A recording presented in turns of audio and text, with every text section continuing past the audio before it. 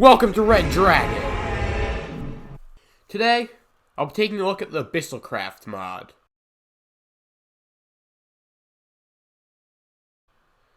Abyssalcraft is actually a very interesting, a very large, and a very well organized and textured mod.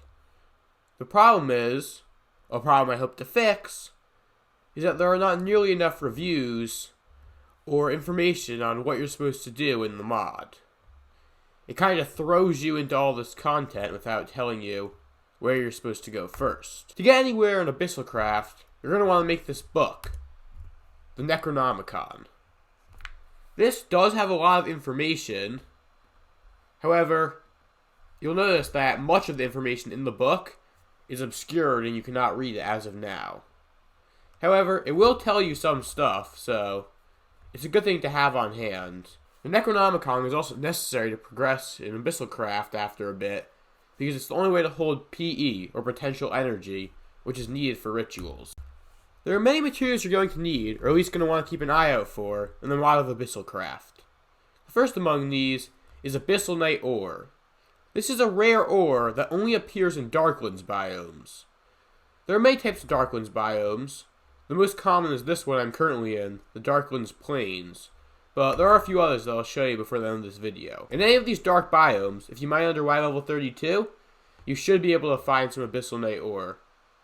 This is better than diamonds as a material, so it's definitely a good thing to use for tools. A good way to recognize a Darklands biome, if you have a bunch of other mods installed, is that once you enter it, the sky goes black. And the second you're out of it, the sky returns to normal. So that's kind of one way to know you're in a biome from Abyssalcraft, if you have too many other mods with add biomes in your game. Darklands biomes include the Darklands Plains I'm currently in, Corallium-infested swamps, Darkland forests, and Darkland mountains. In addition to being used for tools, Abyssal Night is also in some of the recipes for the mod, but you don't need to worry about that yet. Darklands oak wood and dark stone are very common, especially in the Darklands biomes, so they aren't too much of a concern for amount. They also don't have too much use, though. The main thing, I guess, is decoration. Other than that, the wood works as any wood, and the cobble works as any cobble. There's nothing really too special. I will mention, if you make like a stone sword out of dark stone, for example, it will become a dark stone sword. It will function the same as a regular stone sword, but it will have a much darker hue. So, I guess it's cool just for the extra visual effect. One of the main materials you're going to want to keep an eye out for is Corallium ore. This is actually very difficult to find. It only spawns in swamps and in ocean biomes. This is not limited to Corallium-infested swamps, which is a separate biome, but it is more common there than regular swamps. You're going to need a lot of Corallium ore to progress. Well, not too much, but you're going to need to find at least a few of them. This is a Corallium-infested swamp. It's considered the best place to find Corallium ore, and you'll notice nearby we have a Darklands mountain biome, but we're not focusing on that for now. When it comes down to it, there's really nothing to be done except mine down and hope you get lucky. But as long as you're mining under a swamp, there we have some. Yeah, as long as you're mining under a swamp, it shouldn't be too hard to find a few of these. They aren't extremely rare. The main thing that makes them difficult to find is that they only appear under swamps and ocean biomes. If you look at that, less than 10 seconds later, I found another vein of them.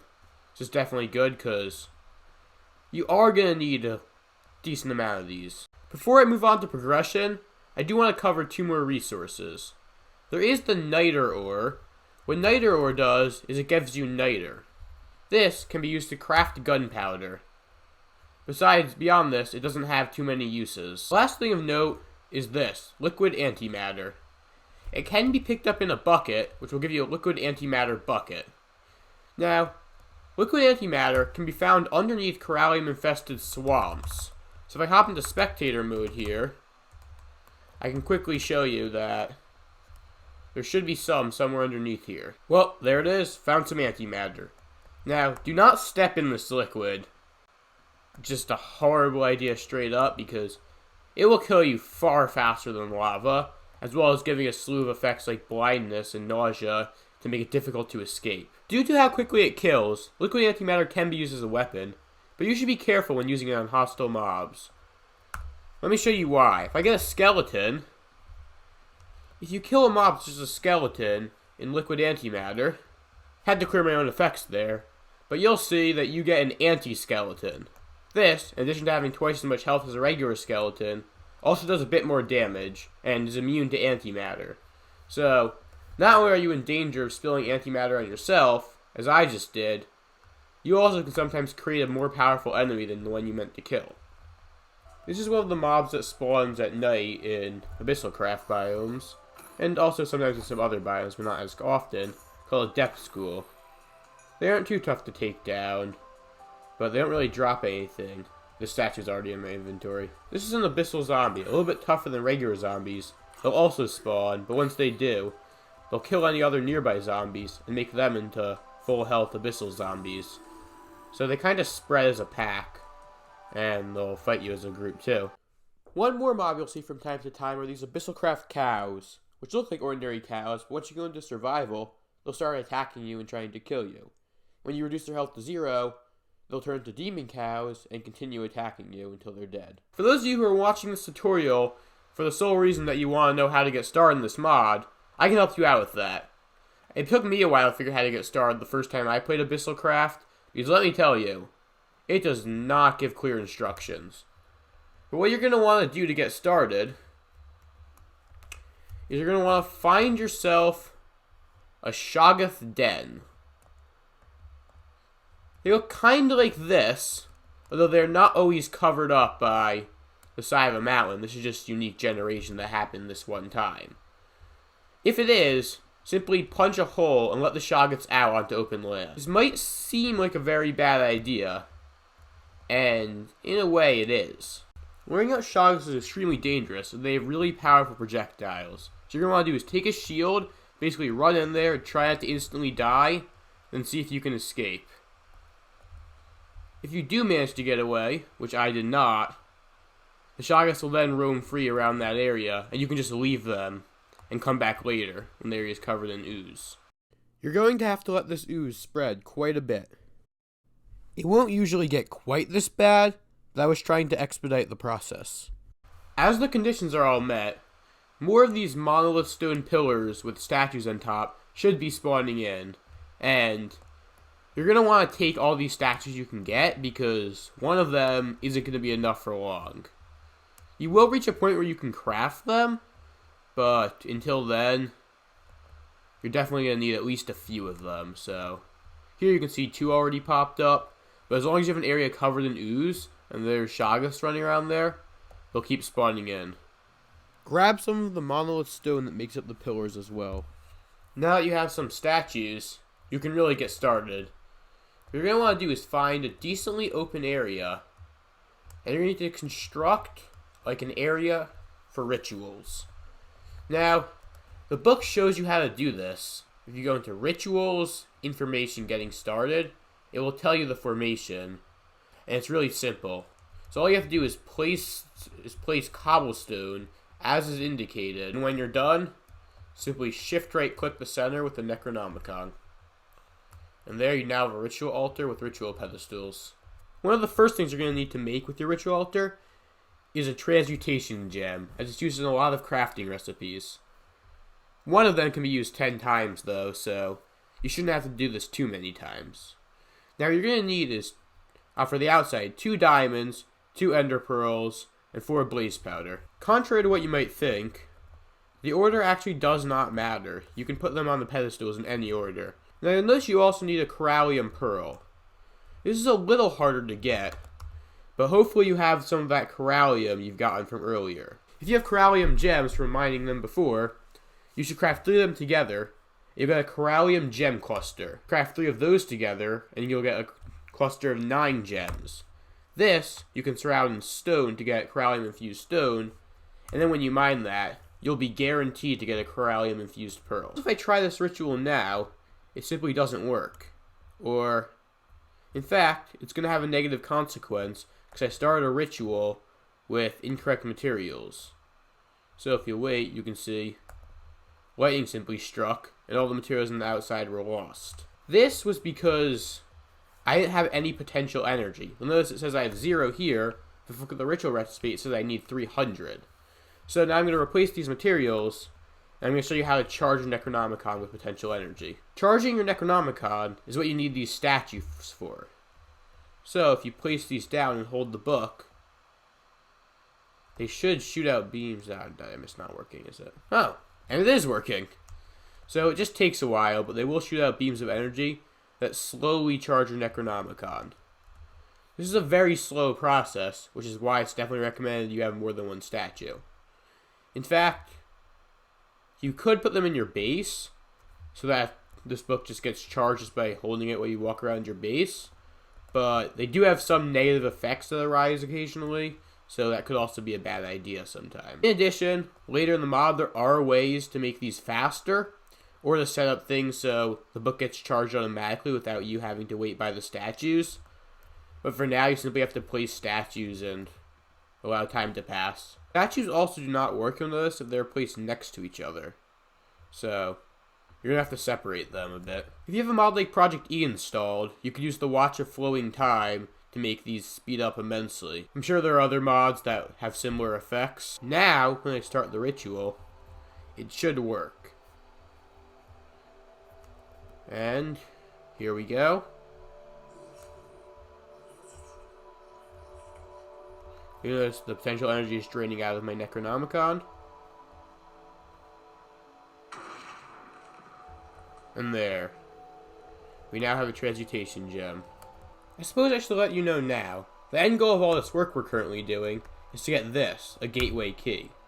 Now the only way to get a gateway key is by crafting it with 2 blaze rods, which should be easy, corallium pearls, which are a little bit harder, but you know how to get those, and an Oblivion Catalyst, which is the difficult part. This requires a ritual with 5,000 potential energy, the maximum amount, an Eye of Ender, some redstone, and these things that you can't even recognize yet. But to craft them, you're going to need a transmutation gem, and 4 of these other things you can't recognize, which are actually shadow gems. To get shadow gems, you'll need shadow shards. Now, to get shadow shards, you're going to have to go to any of the darker biomes and wait for it to become night in that biome. Now, this is a shadow beast. It has 50 health and hits decently hard, so you're going to want to be prepared, but at this point, you should have decent armor anyway, so it shouldn't be too difficult to kill a few of these guys. When you kill one of these, they'll drop these shadow gems I was talking about. This was a full-size one, so he drops full shadow gems. These can be used to make these Shards of Oblivion, as you can now recognize they are called, by using the transmutation gem. So what you're going to need to do is kill about 4 to 6 shadow beasts, or, as an alternative, you can kill the much smaller shadow monsters.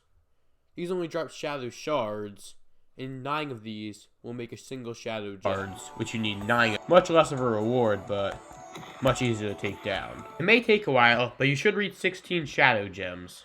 Then, if you put in your transmutation gem, and you spread them out around it, you can craft your Shards of Oblivion. This will only use up 4 of your transmutation gem's 10 charges, because you're only crafting 4 items.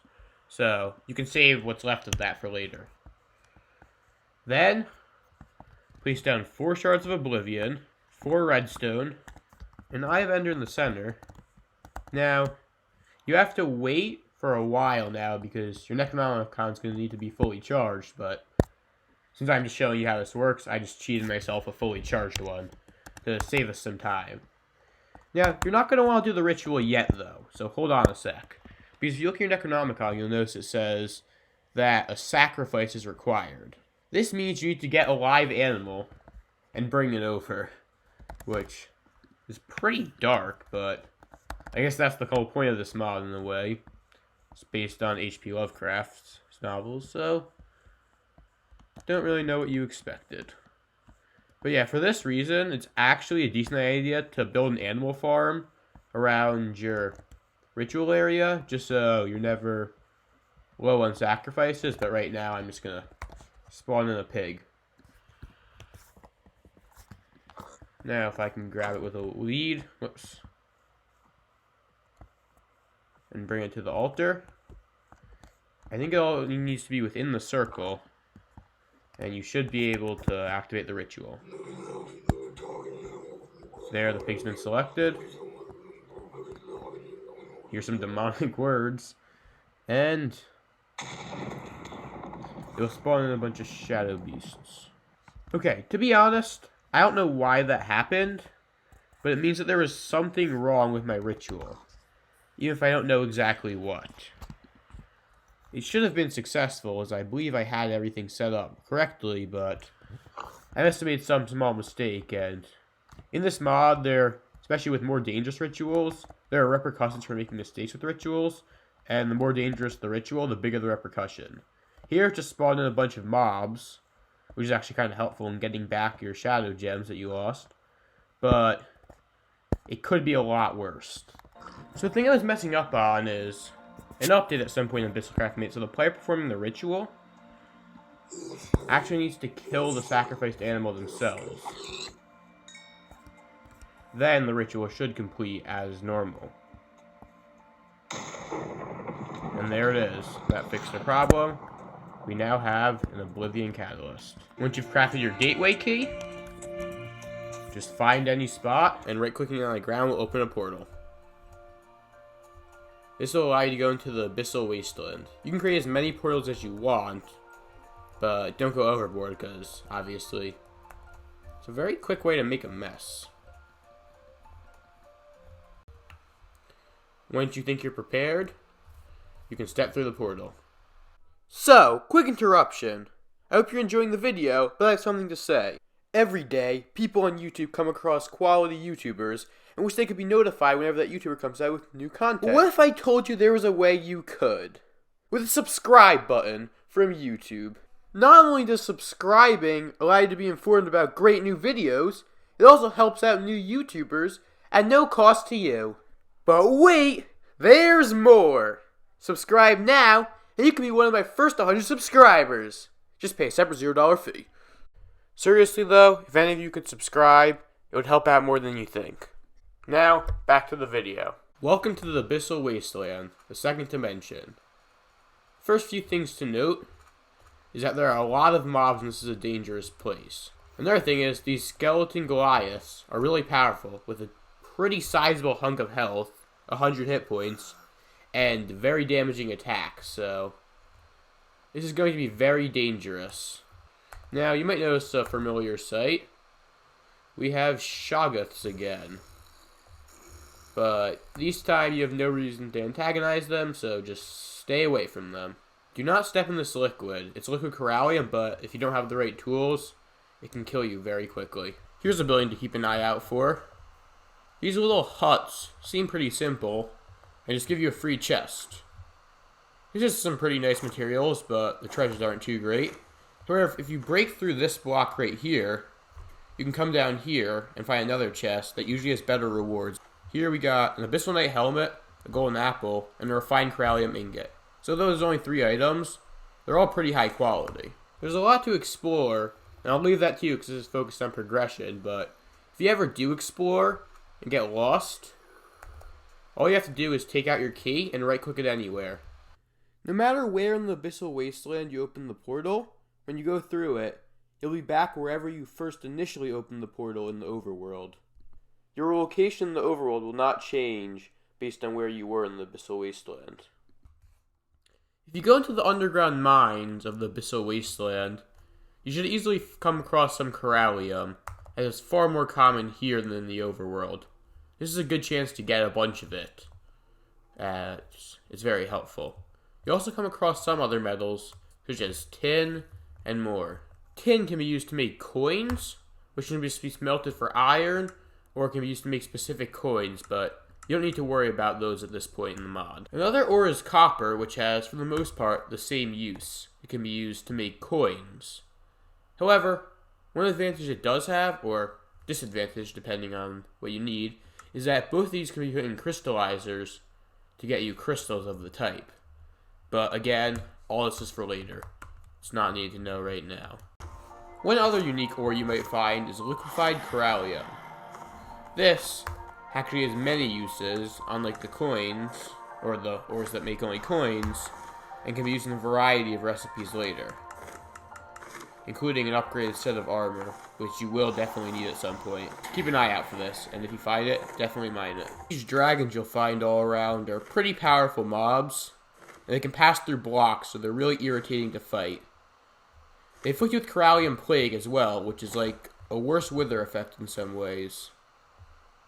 The one thing that keeps them from being completely unbearable is they only have 30 hit points, so you can take them out very quickly with a few well-timed hits. You'll find these plants, Wasteland Thorns, and you'll also find out, once you get the next book, that these can be used to make a Corallium Plague antidote, which temporarily cures you from the Corallium Plague. Though you shouldn't technically learn this until you get the next book, you can still craft the antidote early. For those of you who want to progress in the mod, you're going to need this, the Bissell Wasteland Necronomicon. To craft this, all you need is the Necronomicon and 3 skins of the Abyssal Wasteland, which are made with Corallium Plagued Flesh and Abyssal Wasteland Essence. So you're going to need a Staff of Rending to get Abyssal Wasteland Essence, and use it on the entities there. So let's start with that, the Staff of Rending. These you could have made earlier to help with gathering Shadow Gems, but you only really need one now. It'll cost 4 Shadow Gem shards and a Shard of Oblivion. So you might have the resources left over from last time, or you might have to go back and gather it now. Once you have the Staff of Rending, right click on a mob here, and it will do half a heart of damage. So it's a really, really weak weapon. It will also slowly charge up the energy. As you see now, I have 11 Abyssal Wasteland energy. It's a bit of a grind, I suppose, but that's kind of what you gotta do here.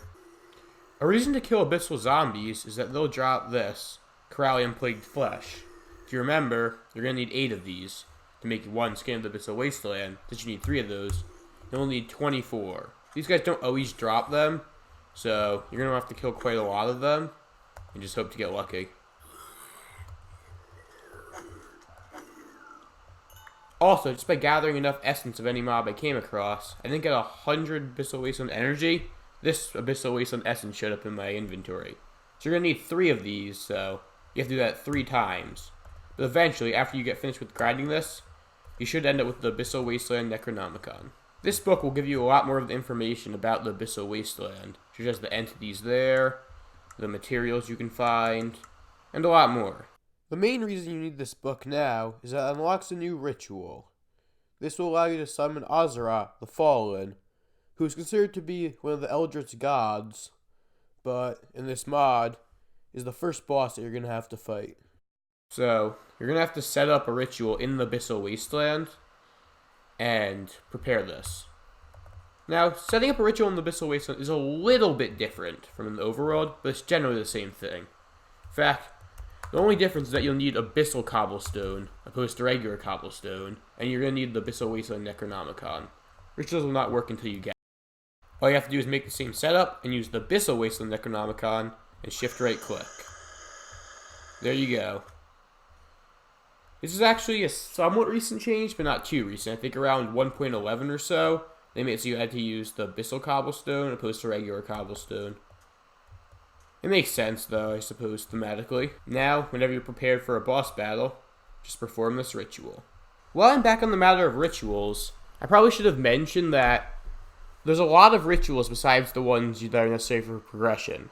I'm not currently going over them, but there are plenty you can take a quick look at to grow plants, breed animals, eradicate nearby mobs with antimatter, which sometimes creates antimatter mobs. But the point is, you can do a lot of rituals. It's a very surprising amount this early in the game. And most of these can be done anywhere, not just in the Bissell Wasteland or in the Overworld, so it's something to take a look at. That's all in the book under rituals, though, so I don't feel a need to go over it myself at the moment. For this ritual, you're going to need 4 gold, a liquid corallium bucket, an enchantment table, and a transmutation gem. You don't need anything in the center or on this last pedestal. However, you do also need 1,000 potential energy, which is only a fraction of what this book can actually hold. No sacrifice is required for this ritual, so whenever you feel like it, go ahead and activate it. Oh, and by the way, good luck. You might need it.